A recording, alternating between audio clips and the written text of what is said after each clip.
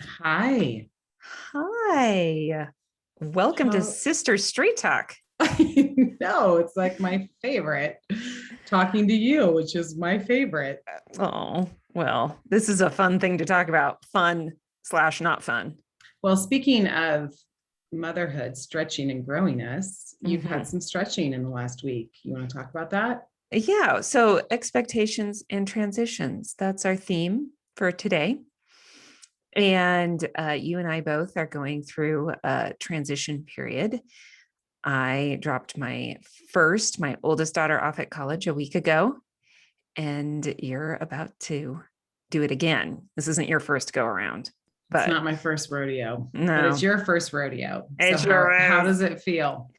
Um, it's been a whirlwind. So the feelings, I think what I've been telling people as they've been lovingly texting me and checking in with me is that I haven't really had a chance to kind of check in with my feelings. So maybe that's just unhealth, stuffing, avoiding, you know, those things. But maybe it is um, just the nature of having three other kids and school starting for everybody this week, and just the crazy. And also, I was pretty intentional about uh, scheduling some work stuff right after drop off because I've heard it helps to be busy if you think you're going to be sad. Perhaps again, an avoidance technique, but one that I applied to my life. And it worked. It has worked so far. Yeah. Yes. And you know what? I'm kind of busy until mid-October. So check in with me then, everyone, because I got 2 months of avoiding ahead of me. Well, and I think when you've got your first transitioning, you're more worried about them and how they're doing and less about you. And isn't that a mom thing? Like, Mm-hmm. you're like, how are they doing? And are they making friends? And how's their Mm-hmm. roommate? And how's their dorm? And so then it's like you're so focused on them that you're not really checking in with yourself. True.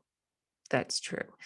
Yeah. So that's where I am. How are you doing with this transition now that it's kind of a familiar yet different every time transition?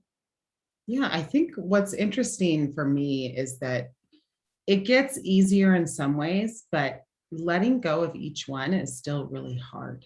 So for Mm-hmm. me, the transition is hard no matter what, because I love having that individual in our home. Mm-hmm. And when that person leaves, they take a big piece of our home with them, because home is who you are together, right? That's how Mm-hmm. I always define home. Is, yes, I love creating really welcoming, warm spaces and, having it, just a place people love to hang out. But ultimately, my core belief is that home is actually just the people. It's who we are together in that space. And Mm-hmm. so the home itself doesn't have meaning apart from those people. And so you take one by one those people away, and you just start to feel like your home is like all over and it's spread out. And it's hard. It's hard, hard, hard for me. For someone who's very home centered, according to that definition, it's a tough transition. Mm-hmm. Because it's your heart is being spread all over the place. Those children, they take your heart with you, with They them, sure do. I should say, with them. They sure do. um, yeah. So there we are. Here we are in the Mhm. middle of motherhood stretching us, growing us. Mhm. Yeah. Well, so as far as you in this transition, what role do you think expectations play in this for you, and how have they kind of played out in even the last week? Mm-hmm. Yeah, I think always in life, I don't really know that I have expectations until they are not met. Because if they're met, then you just kind of go along with no big deal. It, you know, you kind of go with life. Can you hear me okay?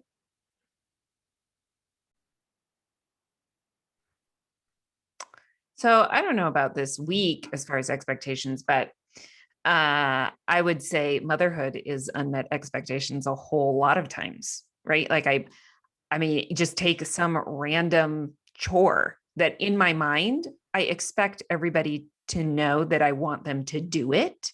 Like if there are dirty dishes on the counter, I expect you to know that you should put them in the sink or in the dishwasher. And then Right. when it's not met, when my expectations are not met, is when I notice that that doesn't get done. I mean, I don't really notice it as much when it actually happens. So then I need to deal with my frustration. But often it's helpful if I realize, oh, perhaps I didn't verbalize my expectations to the children, and that needs to happen. So I think Okay, let it's, me jump on that just a hot minute. So when kids get older, this is what I hear my husband saying a lot. So I actually feel like when they were younger, I didn't actually expect them to know what to do, but here's now what I hear my husband saying. They're 20, they're mhm, 19, they're 18. They should know, blah, blah, blah, blah. And I'm mhm, like, okay, but if they don't know, mhm, or if they're choosing not to know, mhm. we need to help them know. Maybe they are choosing not to know, but we need to continue helping them know. So what's your thought about that? Because I think as they get older, like I noticed this level of frustration, especially in my husband Mhm, going up, because Eric just thinks, well, this mhm, is how it should be, because he was highly responsible and he's mhm, a 1 on the Enneagram. So mhm. it, enough said. And for those of you who know the Enneagram, and so, it's hard for him when he thinks by age 20, this is what you should do, and they're not doing it. Yeah. I have that same frustration, and I feel it when I see the dishes on the counter. I think they should know they are driving a car or they are walking themselves to school. These at this point in your life, and I have said that to my children before, like, you're 17. Yes, you should know to do this. And then I think, okay, but miscommunication happens between adults who do know those things. And so we have to communicate. Then once we communicate, sometimes my children will say to me, yeah, I know. And I'll think, and I will respond, okay, well, you didn't follow through with that. So I'm just making sure we're all on the same page and we all have those expectations. Sometimes I say it with a lot of patience. Often I do not. So I can certainly understand his frustration. And like you said, we have to then resolve it and then be really clear so that the next time it happens, we know that they know. We know that they know, and they know that we know that they know. Right. Well, totally. And I always go back to, a coaching principle that clear is kind.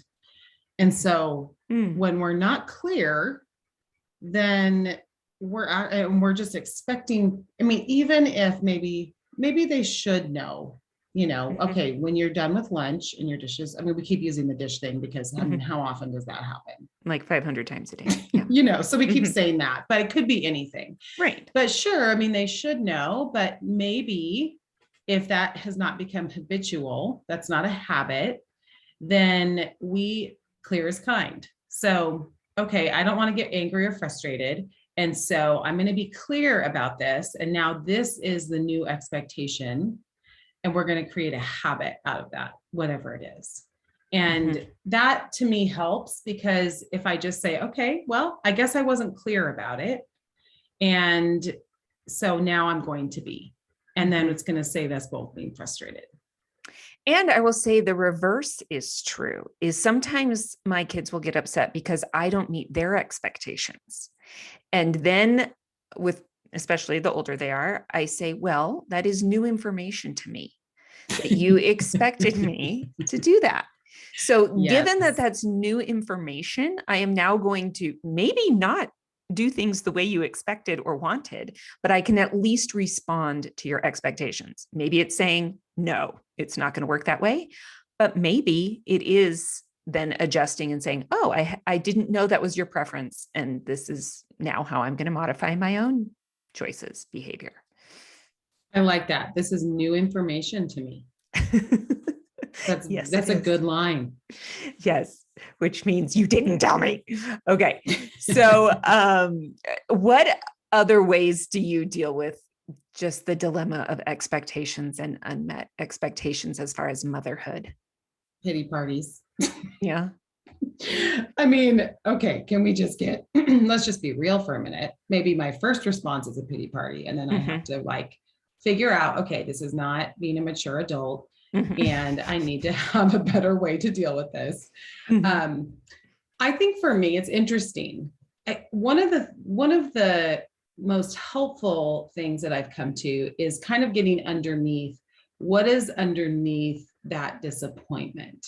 And usually what I've identified is, and every personality is different, but this is just mine.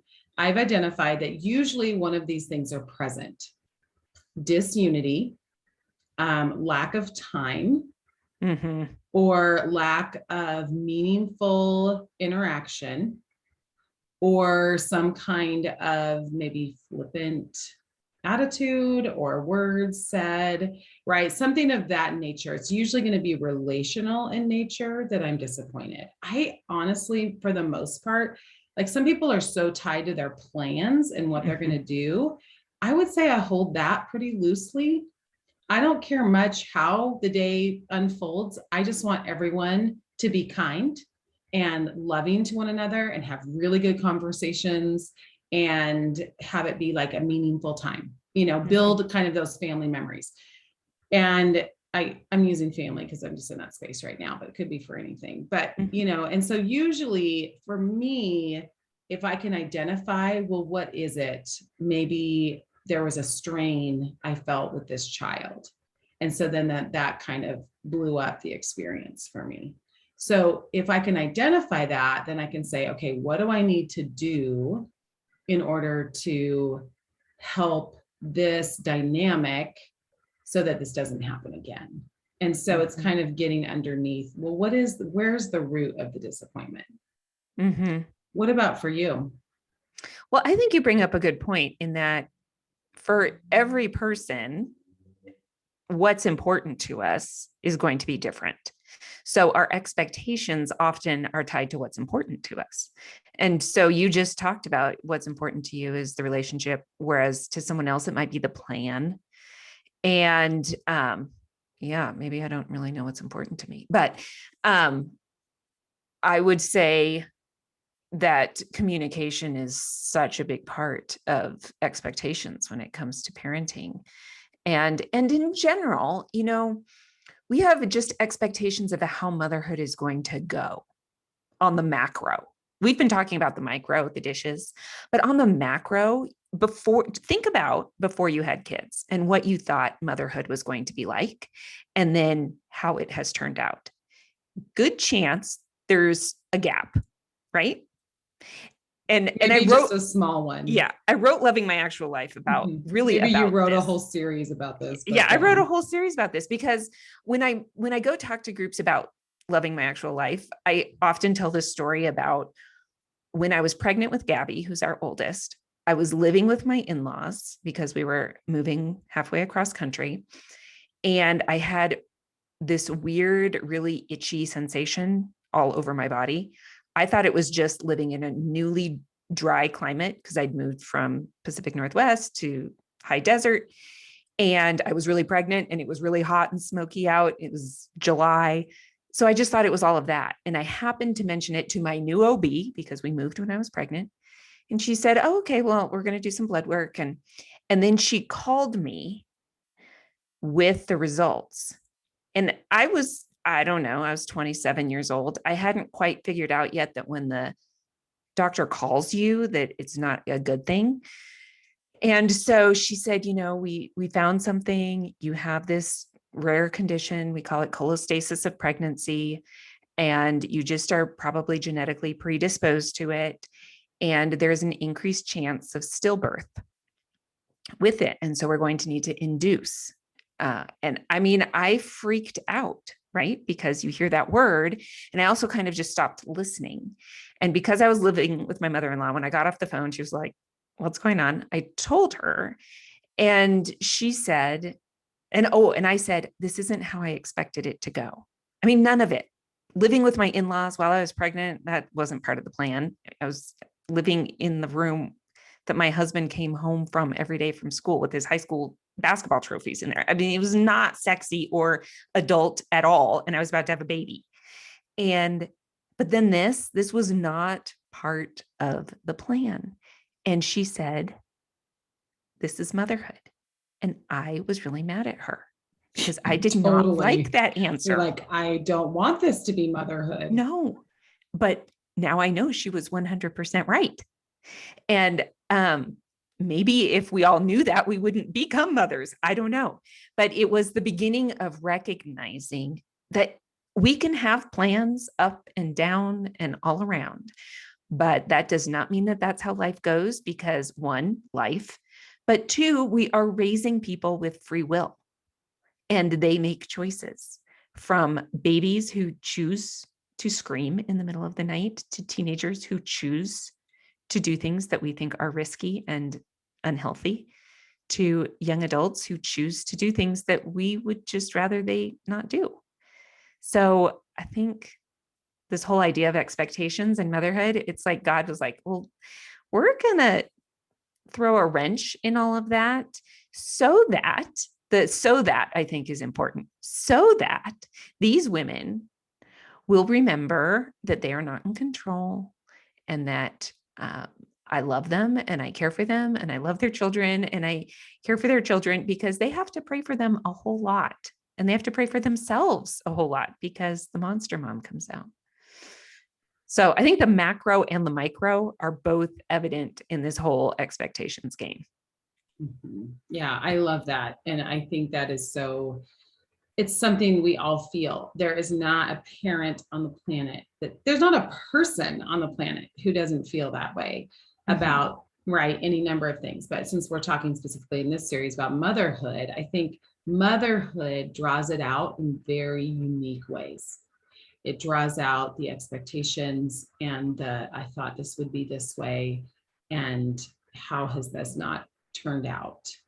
And I think that is, again, getting underneath that. What did I think that life was going to be? And why did I think that? And what are those core beliefs? Right now we're getting really layered, but what are those core beliefs that I have that are being betrayed somehow? And are those core beliefs even right? So let's say that you, we see it all the time, again, on a micro level. Let's just say, can we just look at any parent who maybe was really good in a sport? Oh, yeah, I know where this is going. Yeah. Right. Okay. So the next step is, okay, my child is going to be good in that sport, right? So this is like a core belief, which is so like silly, right? That we hold these, but why would that be important that our child play the same sport that we did? Like, what is that?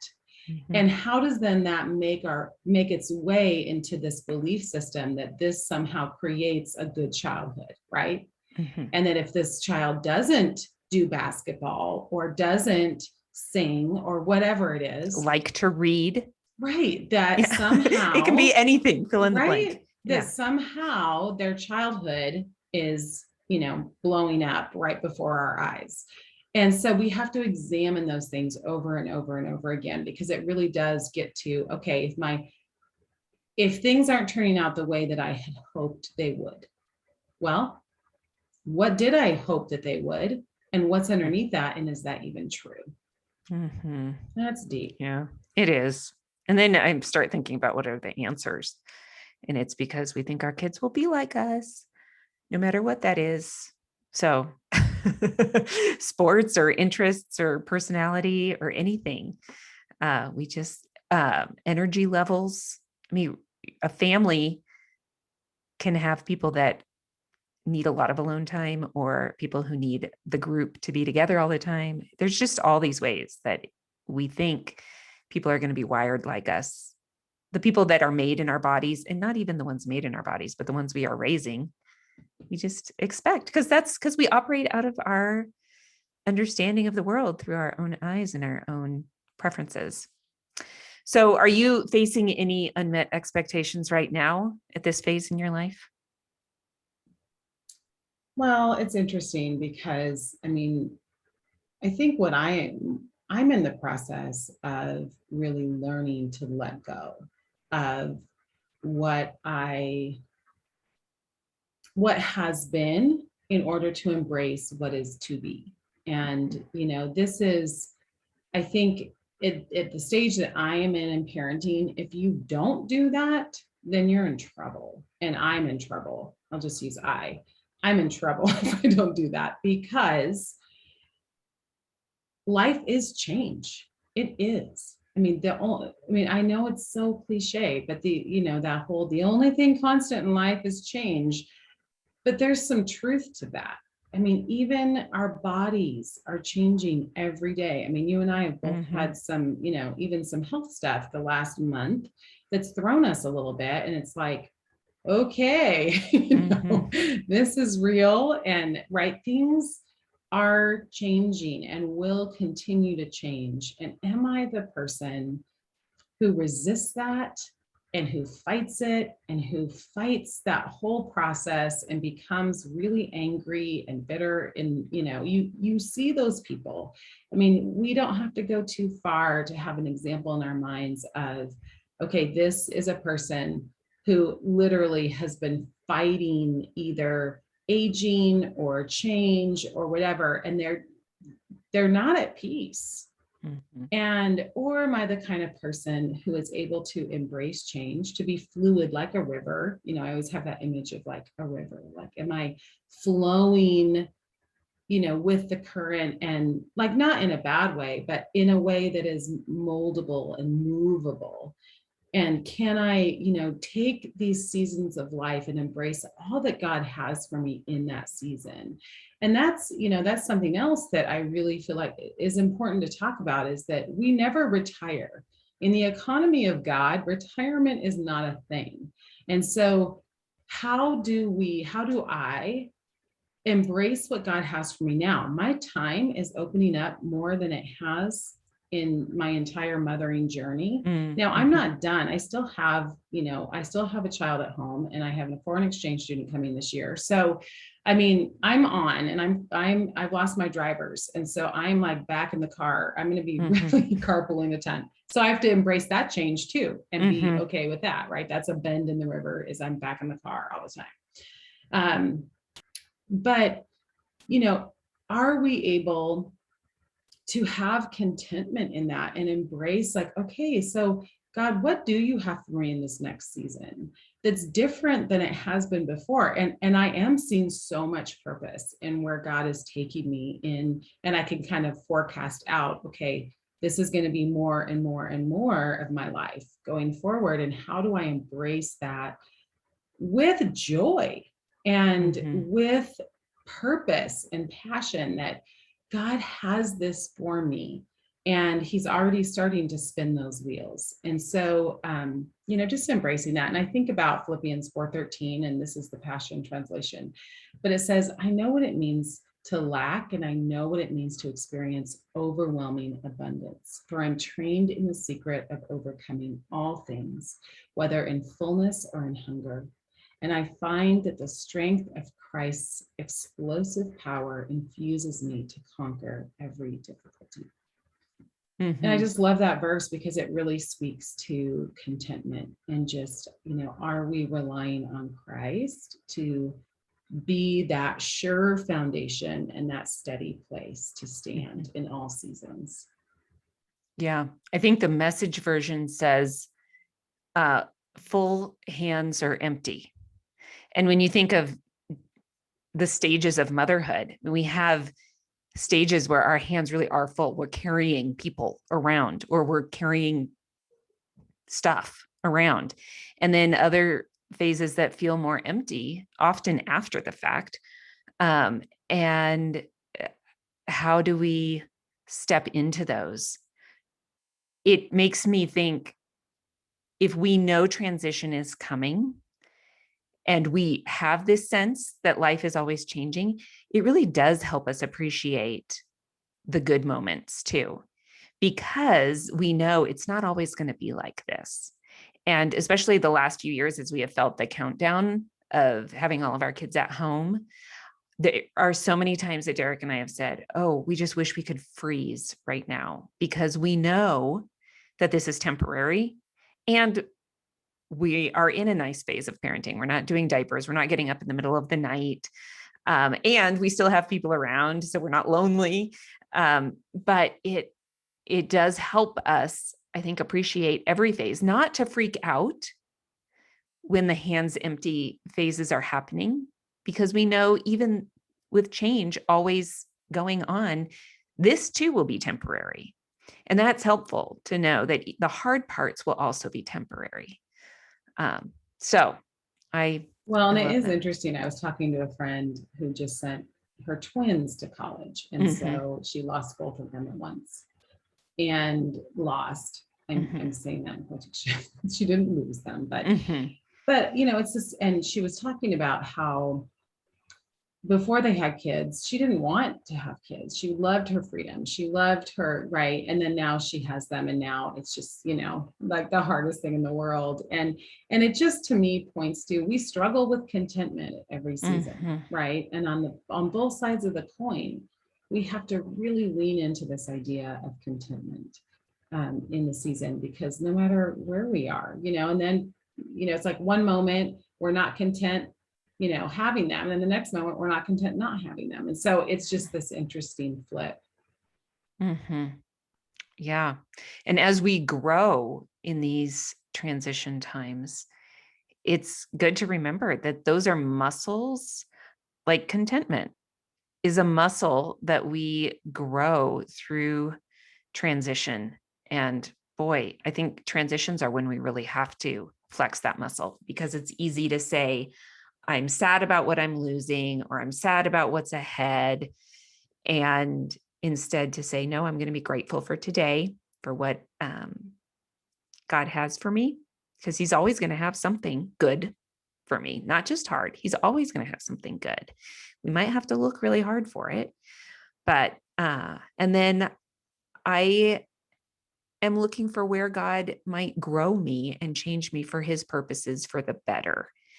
And that's really a mindset of how do we take advantage of this transition time to step into where God might want more of us, where we can invite him into those places that now feel empty. Because transition often makes us feel like there's a hole or there's a loss, because we're moving from what used to be to what is now.